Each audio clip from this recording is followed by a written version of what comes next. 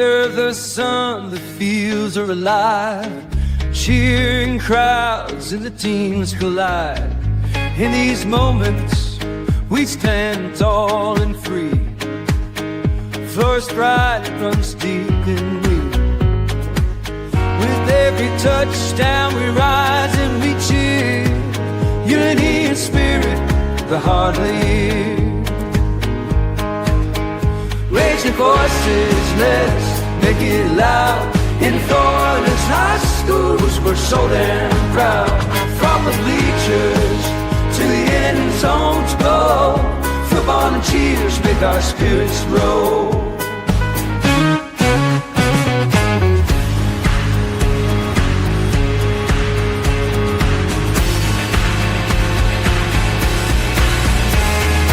Girls in the game, they're fierce and bright.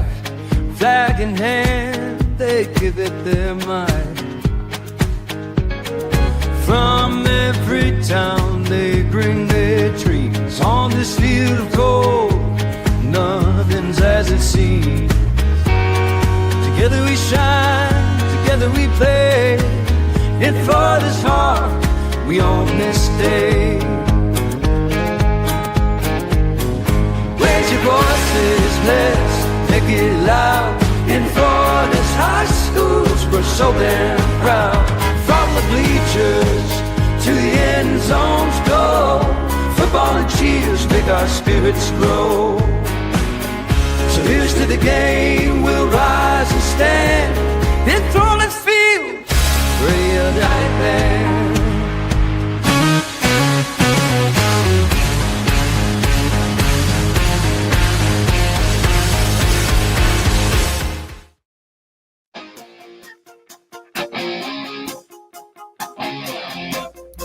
All right, it is that time here for the Panhandle edition of the Blitz here. Josh Wilson here along with Christopher Like here as we wrap up our final show of the week here with the Panhandle edition of the Blitz here. And boy, here we are after 8 shows. So this will be it for the week. Yeah, and I got to address something with Mark Cannon here. Uh-oh. Why have coffee when you can eat Lucky Charms with Irish Bill?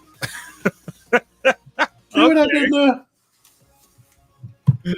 Oh, man. Welcome to the Panhandle edition of the Blitz here. Josh Wilson, Christopher Like, and a lot to get to here as we go through the rest of the slate here for this from week 2. And with that said, and there's a lot to get to, a lot of interesting results from the Panhandle, some results that are, I may have to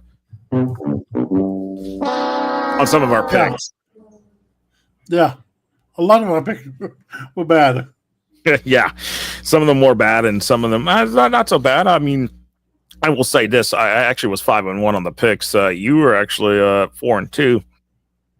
You and you were 3-3, and actually both you and Rena were 3-3 on the picks in the Panhandle. I was 5-1, but we'll talk about that here in just a moment as we get into the Blitz lines here.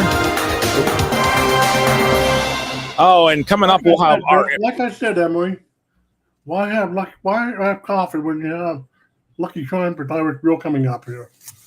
Yes, indeed. Hey, tea is better than coffee. I agree with you, Emery. I'm a tea person.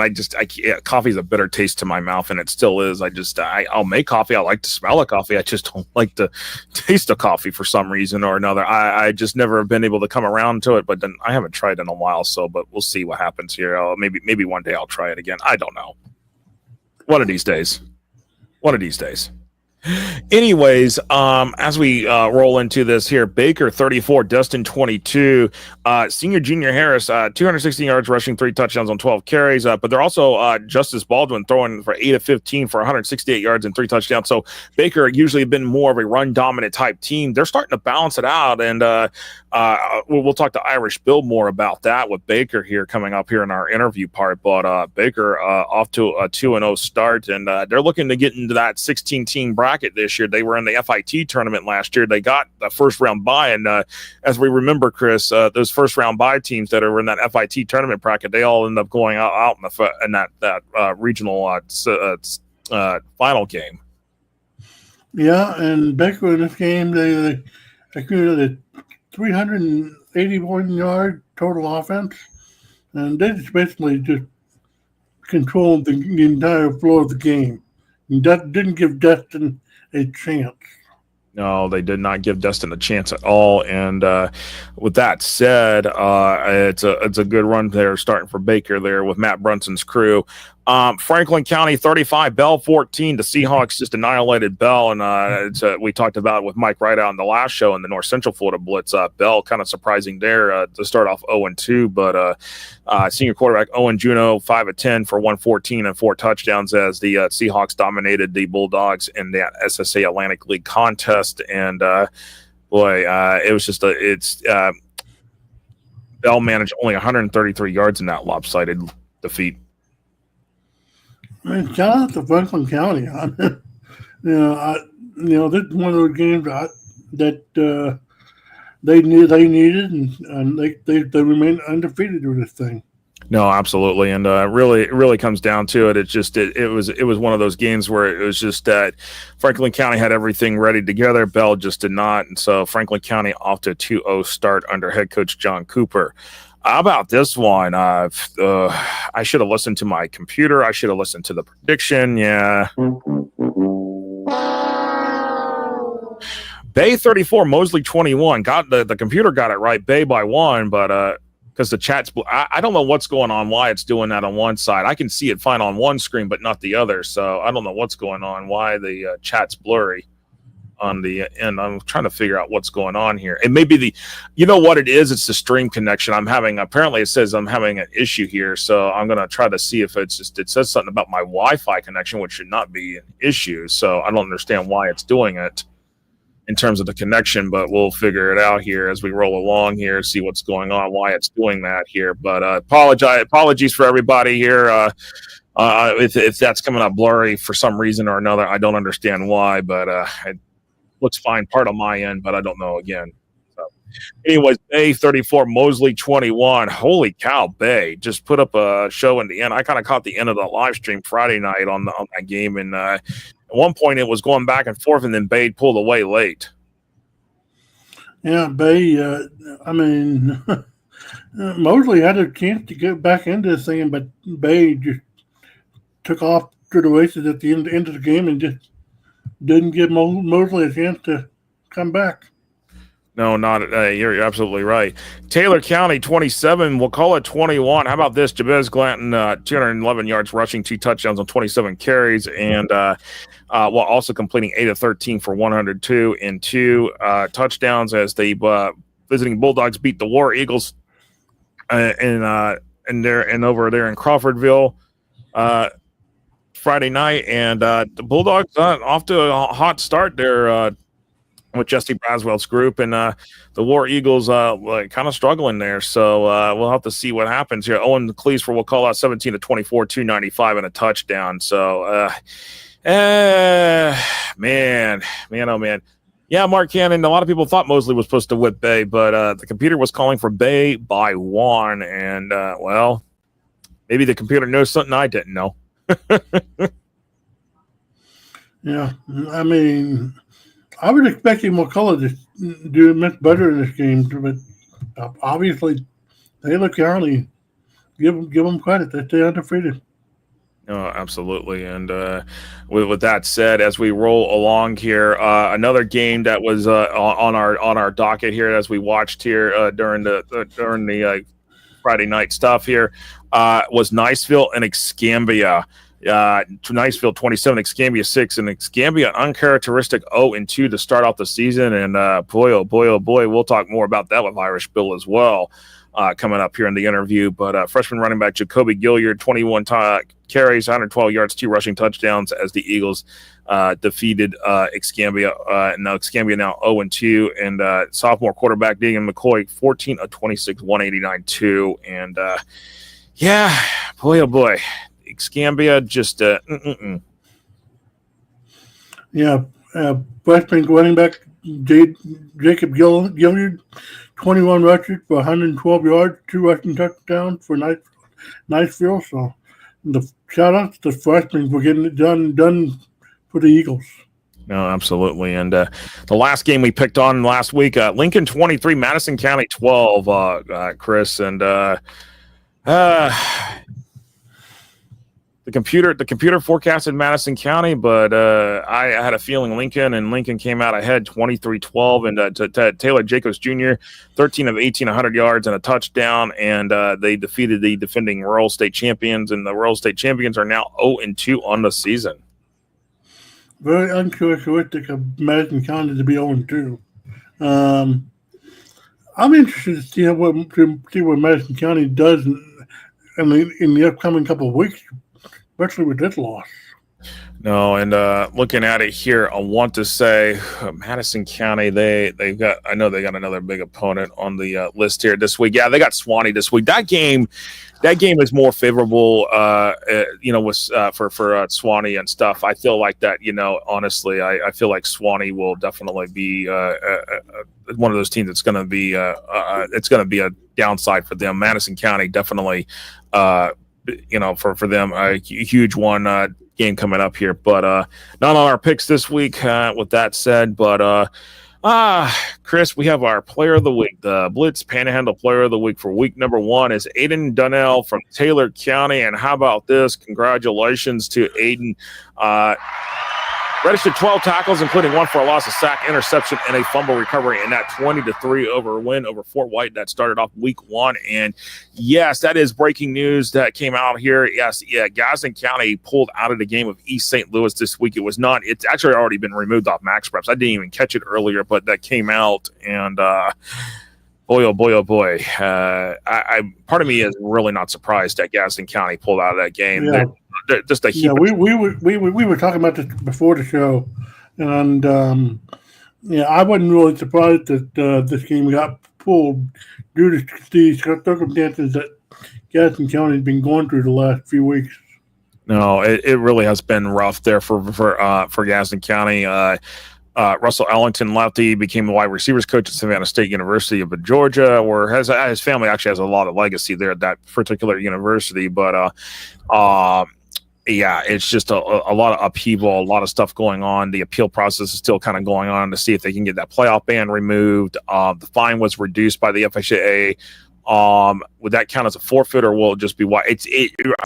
Emory, from what I see, the game is actually already wiped out of Max Prep, so it's not even on Max Preps anymore. It's totally out of the system, because when I ran the schedule today, it wasn't even on there. So, yeah, wow. Well, oh wow. All right, Chris, we're going to coming up here. We'll have our interview with Irish Bill, and then we'll come back. We'll have our fan comments and questions, and then we'll do our pick 6 and wrap this thing up for week number 3. We'll be right back here on the Panhandle Blitz here on FortHSFootball.com and the FortHSFootball.com social media networks.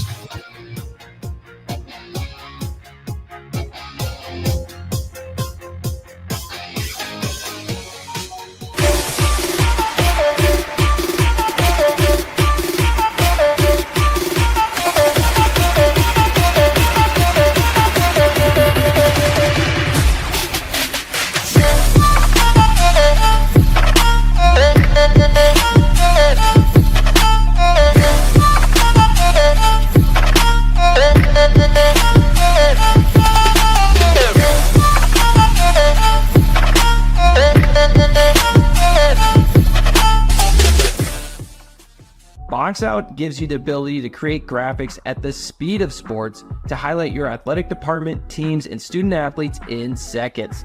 Used and trusted by Notre Dame, Ohio State, UConn, Marquette, Georgetown, and many more of the top college brands in the country. If you want your school's brand to stand out through all the clutter, start your free demo at boxoutsports.com.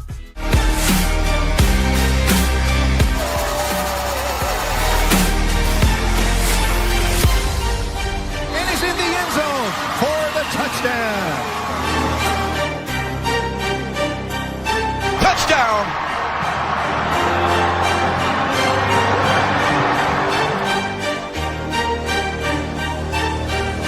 Juggled and caught! I've been thinking about this for a long time. I thought if that's out there, I want to make sure I see it and I get involved in it because to me, this was music to my ears. I was blown away. When you look at today's kid, the millennium kid, they learn by being able to see it. If I can see it, there's a great chance that I can do it. The First Down Playbook is a tool that can essentially change the way we teach the game.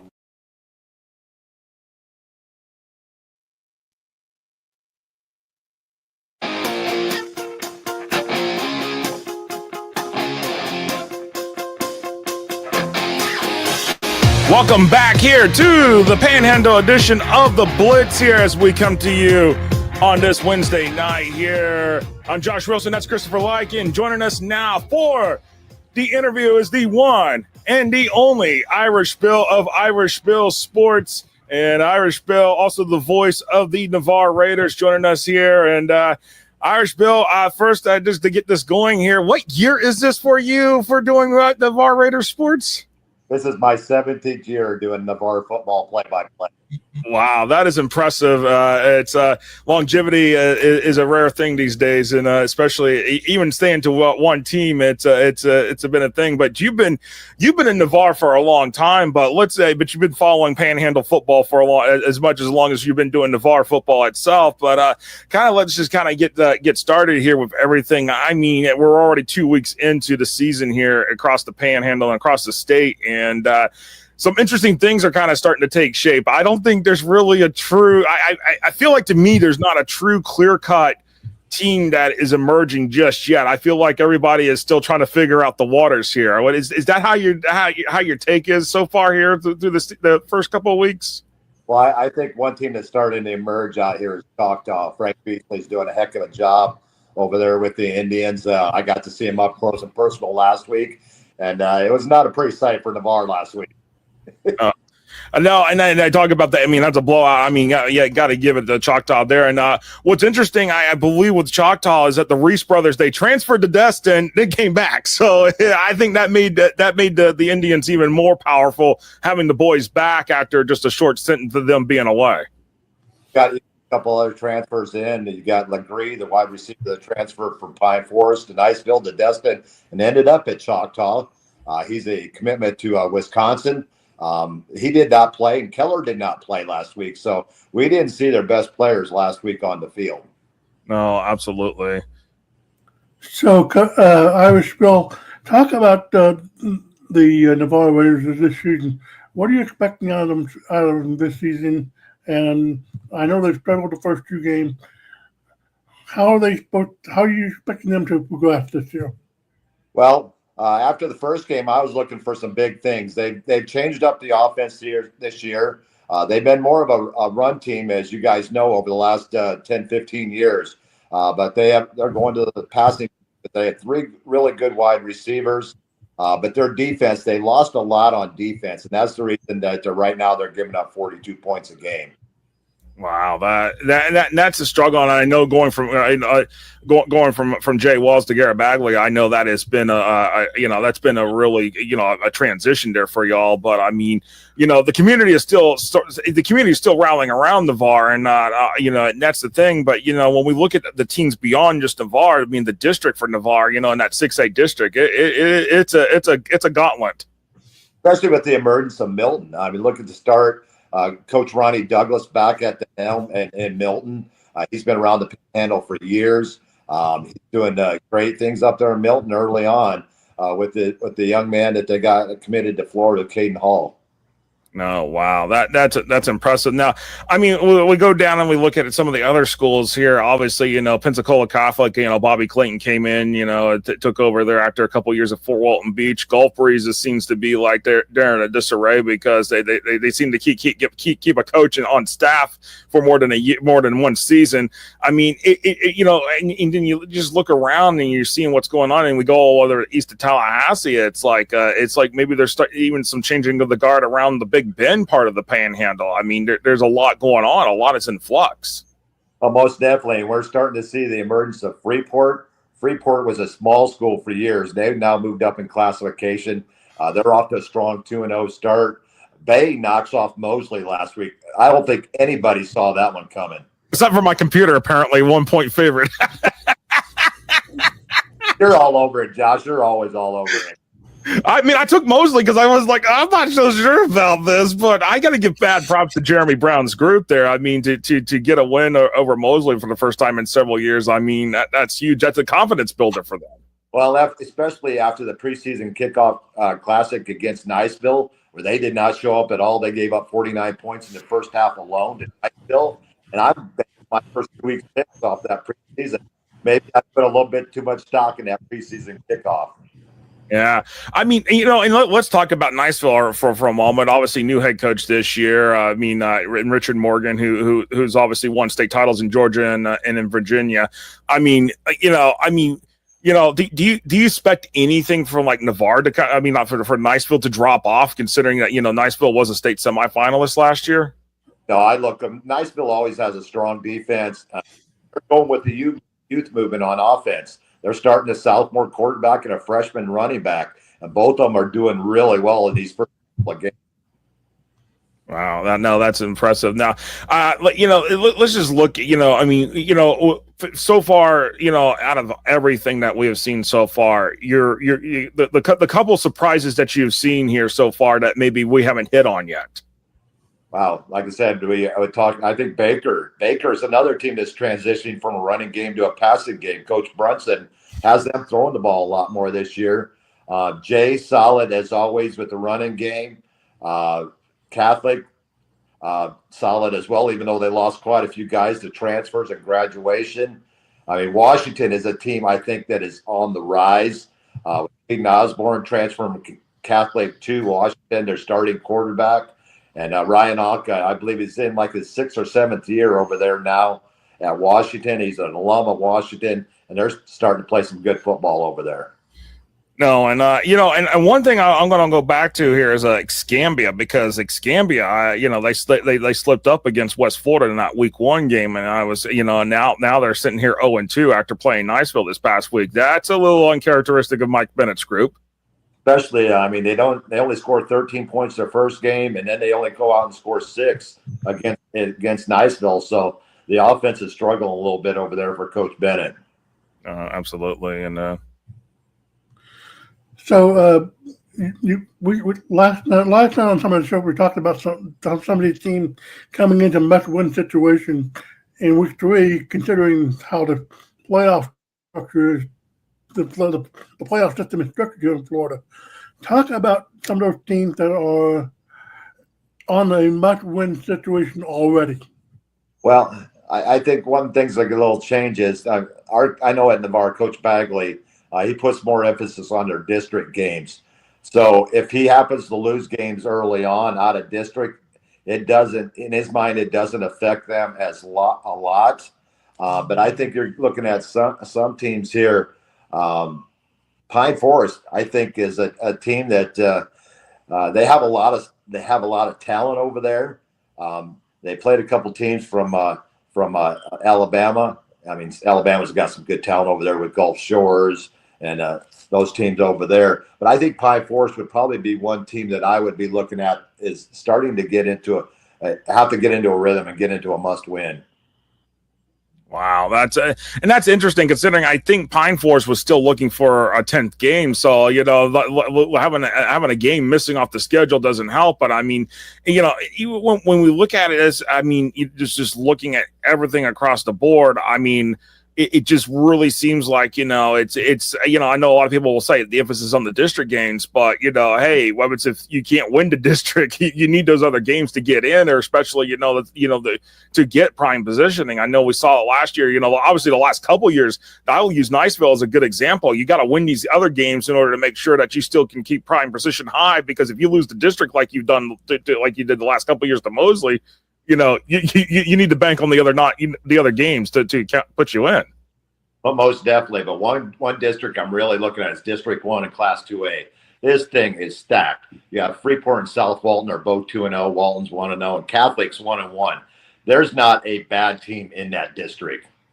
Yeah, wow, and that's the thing. And you talked about Freeport growing. And that's an interesting area because that's just a bit to east to you where you're at. But I mean, over there in Walton County, but the high growth areas in there in Walton County have been Freeport and in Santa Rosa Beach, where South Walton is at. I mean, do you expect those two schools to eventually go up in classification just because the amount of growth? I mean, they're already talking about building a Walmart in Freeport. I mean, that's how Freeport's growing. Yeah, I think Freeport will continue to move up. And South Walton just opened their new stadium, a beautiful new stadium over there. And it seems like they keep growing over there as well. But Freeport is probably the one that's provided the most growth out of any school around here. They got an excellent quarterback, and Coach Arns has been there for quite a while as the AD and head coach. And he's got things rolling over there in Freeport. Oh, absolutely. And I'm gonna come back closer to your neck of the woods here, Irish Bill. And that is the talk of, I know what's going to happen next year. Soundside opens up next year, which will take some of the enrollment from Gulf Breeze and some of the enrollment from Navarre. I know that the southern end of Santa Rosa County has been a high growth spot as well. I mean, talk about that, because I know this will be the first high school since Navarre opened that in Santa Rosa County. That is correct.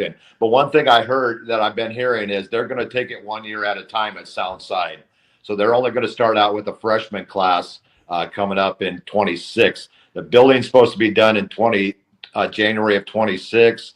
They'll be looking for a coach at that time. They have a new turf field, which is kind of odd because there are no turf fields in Santa Rosa County. There's a jealousy thing right there for everybody else in Santa Rosa County. Hey, where's my turf field? Before is used to, the county said if one has a field, then everybody gets one. Well, now they've opened up the Pandora's box, and the new school has the turf field. So that's going to basically open it up for the rest of the schools in Santa Rosa County if they want to go that direction. But from what I hear, there's going to be year by year. The same thing that they did with Navarre when they opened up back in 96. It was 1 year at a time as they build. But this was different because the building is going to be done, and then they're only going to grow 1 year at a time. So you're going to have a lot of empty space in that building until they actually have 4 full classes. Oh, wow. So we probably don't expect a varsity program out of them until probably, 28? Usually the third year, once they have juniors, they'll field a varsity team. So I know it's Navarre. They started in 96. Their first class was 98 that they actually had a varsity team. Then 99 graduating class 2000 was their first full class. Wow, that is very interesting, and especially after you going back to that field turf, especially after the issue of mole crickets in week 1. I've heard that field turf probably would have been nice. But I can guarantee you that I talked with the AD, Scott Murphy, at Navarre yesterday. The field is ready to go. Luckily, we have an open week this week. That open week couldn't have come at a better time with performance last week and with the field itself. So the JV is going to be playing on Monday, and then we'll be hosting Mosley next Friday night. No, that'll be a big game right there to see see what kind of improvements are there. Most definitely, and it was kind of weird doing that first game, especially at a school that's your rival. It was supposed to be a home game, and that was kind of strange doing it from the press box at Gulf Breeze. Because usually I'm on the visitor side doing the games, but they was actually doing it for the press box. Oh, wow. So lately, the weather has been an issue across the state. What have some of the coaches relayed to you about the weather situation when it comes to practice and games? Well, I haven't really heard a whole lot from Coach Bagley, and I'll have him on the show tonight, our coach's show from Buffalo Wild Wings tonight at 8 o'clock Central. I'll bring that question up to him, but I don't think it's really been an issue at Navarre, even though we've had pretty much rain every Friday night so far. Just my luck this week will probably be sunshine and clear skies, and because I'm not doing a game. Oh man, that would just be the happen chance of luck right there. And as we wrap this up, Irish Bill, tell everybody where they can find you at, especially with your website and social media, and also with your shows. Before I get to that real quick, you got to watch this young man at pace, running back Mikhail Williams, 515 yards rushing after 2 games. And you can find all my content at irishbillsports.com. Tuesday night, we do the Irish Bills Twist on Sports from Culver's in Navarre, 8 o'clock Central. Wednesday, the coach's show from Buffalo Wild Wings. Tonight, we'll have head coach Garrett Bagley on at 8 o'clock Central. No, absolutely. And Irish Bill, appreciate you taking some time out of your busy schedule here and to give us some insights on Panhandle football and especially with Navarre and everything. But thank you, and we'll talk to you more as we get closer to the playoffs. I appreciate it, guys. Thanks for having me on again. No, appreciate it. That was Irish Bill Hammel from Irish Bill Sports. And Chris, I mean, wealth of knowledge out there in the Panhandle, and definitely a very well respected broadcaster as well. Yeah, an Irish Bill legend in the Panhandle, and he's got his influences through the Cincinnati area, listening to Marty Winneman and those other guys up there. So he's a great voice for Navarre. Absolutely. All right, coming up after we take this quick 2-minute break, we're going to have our fan questions and comments and our pick 6 for week number 3. We'll be right back here on the Panhandle edition of the Blitz here on FloydHSFootball.com and the FloydHSFootball.com social media networks. High school sports fans, follow your team live with a free ScoreStream mobile app. Download ScoreStream to get real-time scores, photos, and awesome video. Plus, follow your favorite teams and friends. Get real-time high school sports from ScoreStream. Box Out gives you the ability to create graphics at the speed of sports to highlight your athletic department, teams, and student athletes in seconds. Used and trusted by Notre Dame, Ohio State, UConn, Marquette, Georgetown, and many more of the top college brands in the country. If you want your school's brand to stand out through all the clutter, start your free demo at boxoutsports.com.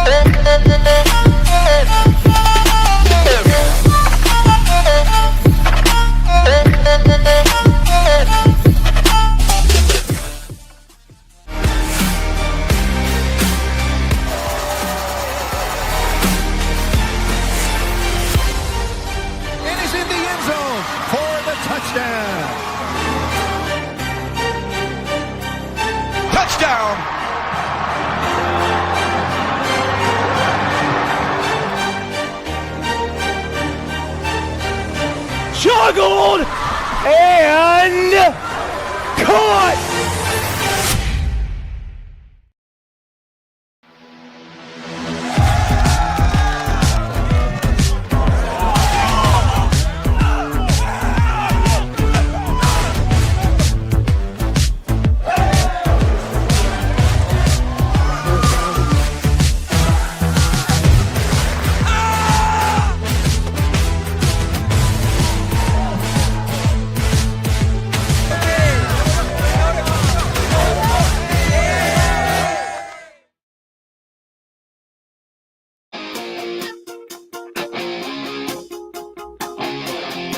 All right, welcome back here to the Panhandle edition of the Blitz here. Josh Wilson along with Christopher Like here, and joining us is the cat picker, Sunshine. Oh, hold on, I got to unmute you. That's on my view thing. There we are. Yeah, there we go. Sunshine is here. Sunshine's right to come on, dude. Good boy right now. Absolutely. And with that said, some comments I saw here in the chat here as we were rolling along here through the show here as we were doing the interview with Irish Bill, and Mother Nature was mentioned. Too many games early in the part of the season get canceled or postponed in the entire state every year. Something needs to be done about this. Well, that's what I was hoping about the week 12. I went on the soapbox about that, but apparently that's only for hurricane purposes. Apparently, I mean, I'd rather it be used to be open in case of any weather issue because, you know, Mother Nature decides to have a field day with us regardless of everything. But I digress. I don't want to hang around too much on that tonight. Yeah, we talked about it extensively last night, and come to find out, week 12 isn't what we thought it was. Nope. And some other comments in the chat. Catholic, not the normal Catholic. Stephen Thatcher has lost key players that transferred to other schools. That is the case. Freeport High School Athletics says Freeport go. And Freeport, appreciate y'all joining us here and on the show. And man, we got a lot of comments. We definitely appreciate everybody that's been joining us here and chatting here away in the show and all of that. But you know what time it is? I think I know what time it is. It's time for the Pick Six. It is, well, if I could get it to go, that'd be great. All right, come on now. What's going on? What? Well, if I can get it to go here, I don't know why it is not wanting to go all of a sudden. All right, I'm going to have to go into the other thing and do it manually here, so I apologize. All of a sudden, my Stream Deck has decided, it wants to do whatever it wants to, and I'm trying to figure out why it's doing it. So just give me 1 second here. Mother Nature. Yep, there we go. Let's see if I can flip it back on, see if I can get it to go here. Yeah, it's wanting to take a malfunction here, so let's see what it's doing here, because it's not wanting to cooperate with me for some strange reason. So yep, it's saying it's not detecting anything apparently all of a sudden. So such is life here for some strange reason. I don't know. Oh, wait a second. There we go. All right, here we go into the Pick Six. All right, 6 games, 1 winner. 6 games, 6 picks, 1 winner. Time to make our picks for the week. Pick 0. I pick.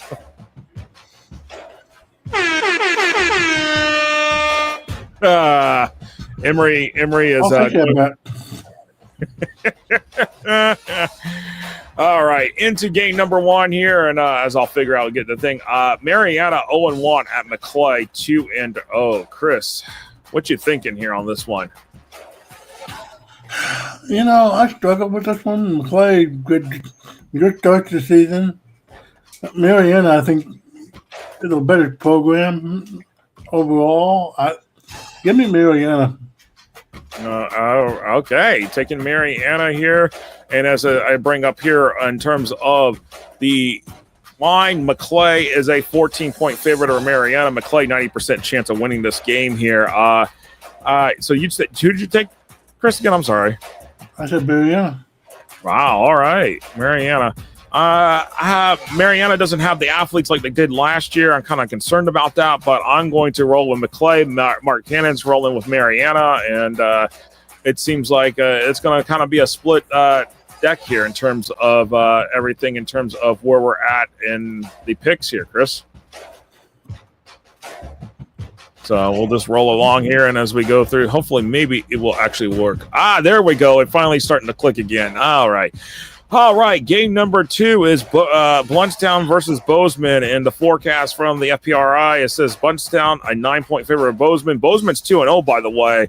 Kevin Pettis is starting to right the ship there with the Bucks. But Bluntstown an 81% chance of the favorite win probability here.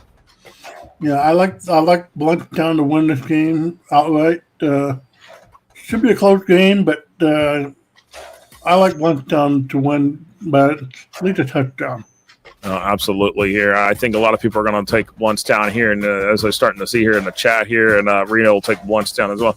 All right, our third game is Godby 0-2 at Pensacola Catholic 1-1. Well, forecast is calling for Catholic to win by 12. This is going to be a good, interesting match. I mean, Stephen Thatch brought up, on this that, Catholic did lose a lot of players to that transferred out. So, I'm interested to see what this game's going to do here. But, of course, for Godby, it's a trip from Tallahassee to Pensacola, a time zone change. So you got to kind of balance that out a little bit. I'm kind of curious to see what's going to happen here for the Cougars. And what do you think, Chris? Godby, they've struggled. I think they're going to continue to struggle. Give me Pensacola Catholic by about 3. Yeah, I'm going Pensacola Catholic here. I see Mark Cannon's going Godby. I'm going Pensacola Catholic. Reno's going Pensacola Catholic as we roll along here. I think it's just going to come down to it. I think it's just a matter of being home versus away in this situation. Here we go. Mosley and Rickards, 1-1 each piece. Somebody is going to win their second game of the season. Who is it going to be for Computer? Rickards came up short last week against Eastside, had a big lead and then gave it away. Mosley was a back-and-forth battle until late against Bay, and, well, the computer is calling Mosley 7 over Rickards. Mosley 75% chance of winning, Rickards 25%. Yeah, I think Mosley's going to come out and seem pretty angry. And I think they got the edge over Rickards this one. Wow. I want to take Mosley here, but I'm pretty sure both teams are going to be upset considering, they both of them could have had wins last week, and Mark Cannon's going Gobbied, and he's going in that other game, and he's going Rickards in this one. So that game at Gene Cox here on this week. All right, our next game on the Pick Six, Choctaw 2-0, Crestview 0-1. Man, ooh.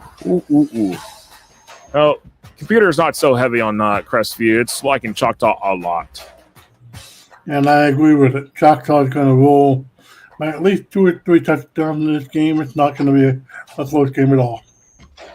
Yeah, I'm agreeing with you on. I think everybody would take Choctaw here. I think really at this point, it's Choctaw is going to roll here. It's one of those games where it's just Crestview. I think they're going to try to compete. They're going to try to contend for a bit, but Choctaw just has too much firepower right now under Frank Beasley's leadership. So Indians we are taking here on our picks. All right, and our final game of the night is Milton 2-0. As you heard Irish Bill talk about Ronnie Douglas, the Milton Panthers off to a hot start. Booker T. Washington out of Pensacola 1-0, and Milton. I didn't think a lot of people were expecting a lot out of Milton so fast here, but now the computer is starting to pick up on Milton, and it's got us Milton that is a 16-point favorite over Booker T. Washington, giving Milton a 93% chance of winning this game. Yeah, I agree with this pick actually. I think Milton's going to win by about that much over Pensacola, Washington. Yeah, I'm thinking so too as well. I agree with you. Milton is showing a lot of firepower, and Steven Thatch is going Washington. Wow, okay. All right. But I know Niceville and Milton have some big beefs and stuff, so maybe that's why. I don't know. Well, that is it for our Pick Six for week number 3 here, Chris. And, boy, any final thoughts as we wrap this up here? Yeah, it's been kind of an interesting week. Now we're 32 shows in for the year. 32 shows over across the 8 shows that we do each week, and it's definitely something here and with all that. But, boy, it is 3 weeks in. We'll see what the results of week number 3 bring to us here as we wrap up the show. And appreciate everybody watching here this week. We definitely thank you. And Emery says, enjoyed all 4 shows last night and all 4 shows tonight. We definitely appreciate all y'all who, again, tell your friends, tell your family, tell everybody you know. Go to our YouTube channel, hit that subscribe button. It's at Florida HS Football. Hit the like button. Hit the like button as often on these videos, because the more you hit like, the more the YouTube algorithm is going to pick us up, and it's going to recommend people to other people who like high school sports, high school football, and sports in just general. We definitely want more people to be picking up that subscriber button and hitting that subscriber button, hitting that notification bell and everything. And Mark Cannon, you have a great high school football weekend as well. We definitely appreciate everybody joining us here for the Panhandle Blitz and all the Blitz shows. For Christopher Like, I'm Joshua Wilson. Have a good night.